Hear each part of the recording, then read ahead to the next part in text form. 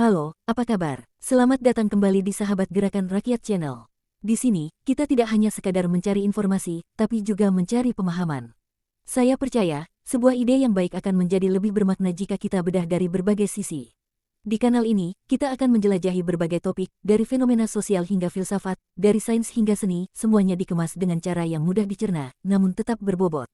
Jika Anda tertarik untuk menjadi bagian dari komunitas yang haus akan pengetahuan ini, pastikan Anda subscribe dan menyalakan lonceng notifikasi.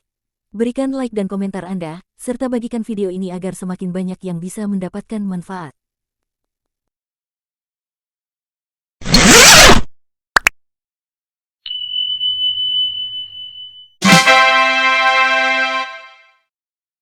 Analisis kasus bendera One Piece.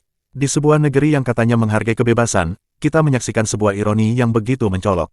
Sebuah bendera bajak laut dari komik One Piece, kini menjadi subjek ketegangan yang lebih besar daripada ancaman nyata, seperti ketidakstabilan ekonomi, atau utang negara yang kian membengkak.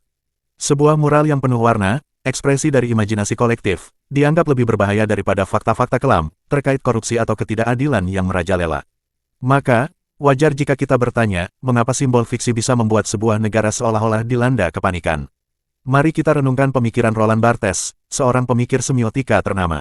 Ia mengingatkan kita, bahwa sebuah simbol bukanlah sekadar gambar, ia adalah sebuah bahasa, sebuah tanda yang syarat makna. Dan ketika rakyat diberi kebebasan untuk menafsirkan bahasa ini, ia bisa menjadi kekuatan yang lebih dahsyat dari 1000 peluru. Bagi jutaan penggemarnya, bendera bajak laut dalam One Piece adalah lambang petualangan, persahabatan, dan perjuangan melawan tirani. Namun, bagi kekuasaan yang cenderung paranoid, simbol ini dapat diartikan sebagai tanda pembangkangan, sebuah janji akan pemberontakan yang membayangi. Di sini, kita juga perlu mengingat ajaran Michel Foucault. Ia pernah mengatakan bahwa kekuasaan tidak hanya beroperasi melalui senjata atau hukum.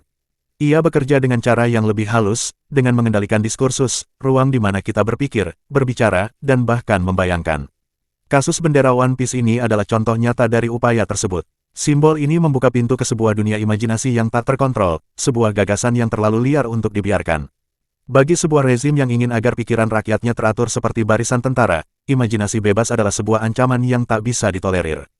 Lebih jauh lagi, pemikiran Hannah Arendt tentang organized lying atau kebohongan yang terorganisir menjadi sangat relevan.